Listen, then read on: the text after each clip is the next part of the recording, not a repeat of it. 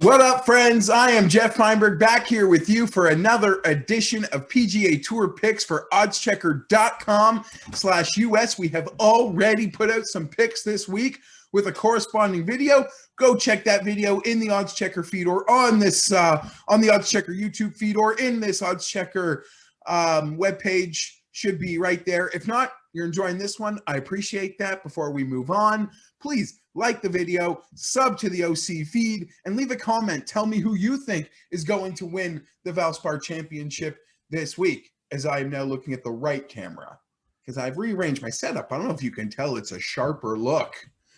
It's a sharper look we got here. Woo! Let's go. I think I'm going to have to paint this wall behind me, but one step at a time. One step at a time. 4 outright picks already up. Check that. 3 outright picks already up. We had Hatton. He's out with COVID. Neiman 40-1. Im, 33-1. And Gary Woodland at 80-1. We now have to find a pivot for that Hatton money.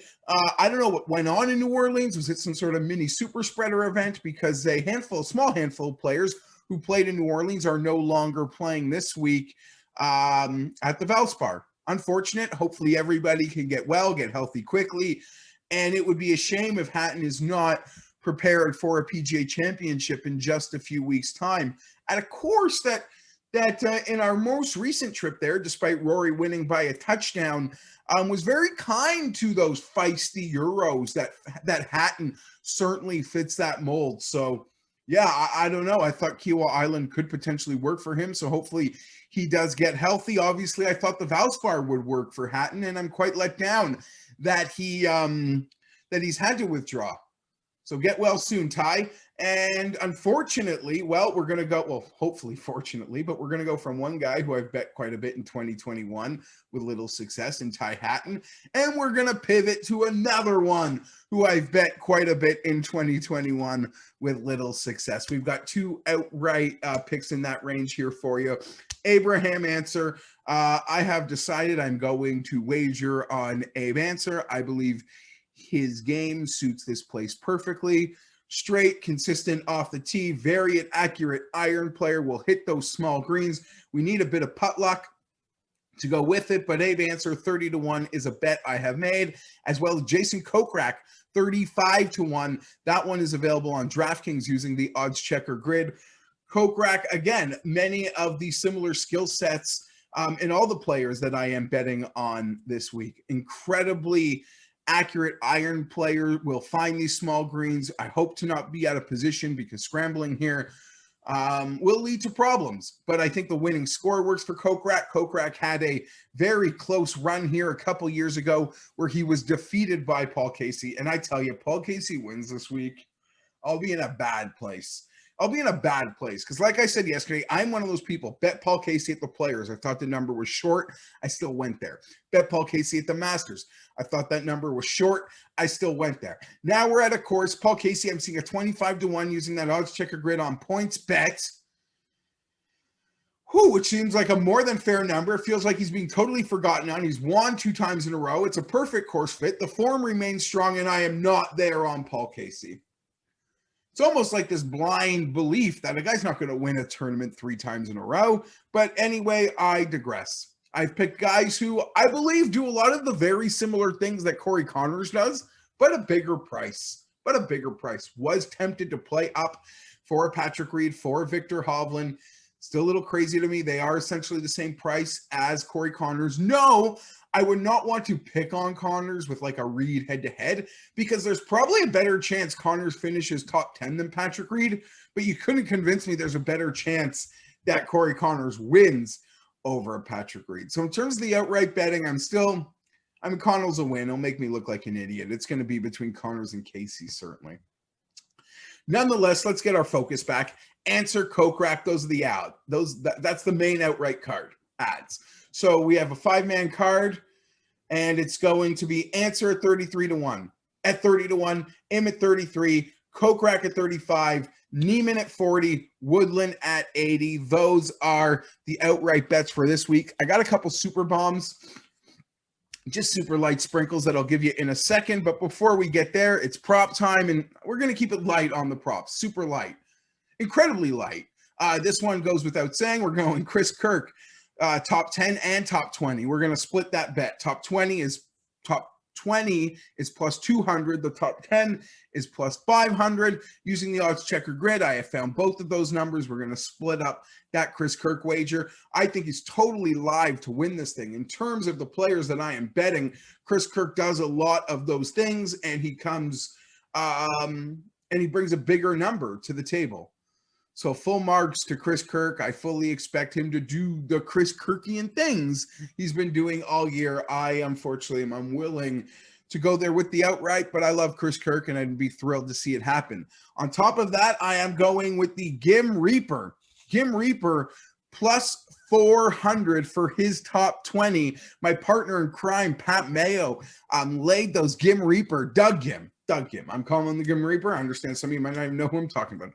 Doug Gim, he went off in the final group at the Players, but his ball striking this year has been incredibly consistent at a venue that suits everything he is doing well. With his form, I'm pretty excited for Doug Gim this week. I'll be max rostering a guy like Doug Gim, if you feel me. I'm really into that. Moving on, now you could choose to each way these long shots, or you could just play them raw. I'm more of a raw guy. But I get it. The each ways, you want to protect yourself. You're playing such big bets. These units can normally go to props, but hey, I don't know. I feel like I'm desperate for a winner, so I'm throwing some Hail Marys on the deep end. We did the whole Valspar Innisbrook breakdown in the previous video. Again, please go check that out if you haven't. All the picks are below. Like, sub, comment, all that good stuff. But very narrow, tree-line, dog-leg, difficult, penal course. A lot of the courses that this man has had some great success at in his past on the European Tour, and that's Danny Willett, 135-1 using that odds checker grid. The putter was really in form at Heritage. Him and Hatton finished 8th in the what do you call it? The little team caboodle that we just had. And not to worry, despite probably being a close contact to Hatton, who has withdrawn because they were teammates last week. What did I want to say? Danny Willett's already had COVID. We've already been out with COVID, so I don't think he can catch it again, but I'm no medical expert. Do not take what I'm saying as any sort of medical thing. I just am silly. I don't know. I stopped watching the news. It bothers me. It's annoying.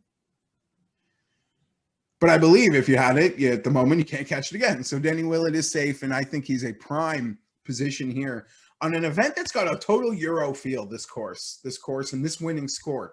Perfect for Danny Willett. And on top of that, Keith Mitchell. I got this at 200, but I would still be in at 150. I really would. There were 250s out there that I apparently missed, but he's incredibly popular this week. And that's fine. The odds are huge. Are we expecting Keith Mitchell to win? No. But he showed life at Honda. He showed life at Zurich. His big wins have come in on the Bermuda grass surface. His form seems to be good, and the number seems to be enormous. Form really good, number enormous. That's why a lot of people, from a bomb perspective, have eyed Keith Mitchell this week, and I am one of them. Like a couple other people, I am eyeing the big numbers on Peter Uihlein this week. Peter Uihlein won on the Corn Ferry 2 weeks ago, came third place with Wawrinski in the match in the team event a week ago at Zurich, and now he's sitting here, a late entry into the field, 150-1. I am here on Peter Uihlein this week using that odds checker grid, 150-1. Smarter people, my small place, small bombs. People smarter than I might cut those up and do some placings with guys that far down the board, but that's where I am. Okay. Get well soon, Hatton. I'm annoyed. I really did like Hatton this week. So what did I have to do? I had to pivot off a guy who I bet a lot and hasn't won for me in 2021. And I go to another guy who I've bet a lot and hasn't won for me in 2021. That's T-Wave answer. So let's go get it this week, guys. I am Geoff Fienberg. I'll be back next week, where we will be breaking down the Wells Fargo. Super excited about that. And Then we'll have the Byron Nelson. No one will be playing. And then we have the PGA Championship. Here's the thing. Interesting note. I saw today. Rory McIlroy up to 14th in the world rankings. Can you remember the last time Rory was 14? Now, if you're like me, like, oh, are we going to get some drift? Are we going to get some Rory drift? No. Here's the problem. For all of Rory's struggles at the moment, these next two events he's going to play are at places he's won at. Wells Fargo, Quail Hollow is one of a pure Rory track, so he's probably going to be like the favorite in a week. And then the PGA Championship at Kiawah Island, he's won there before, and he won by nearly a touchdown. So we're not going to get the Rory drift we should be getting with how bad he's playing and how strong these fields are going to come up. That's a closing thought. You can ignore it. You can take it with you. I'm out. Geoff Fienberg. Have a great week. Like, sub, comment. I'll be back.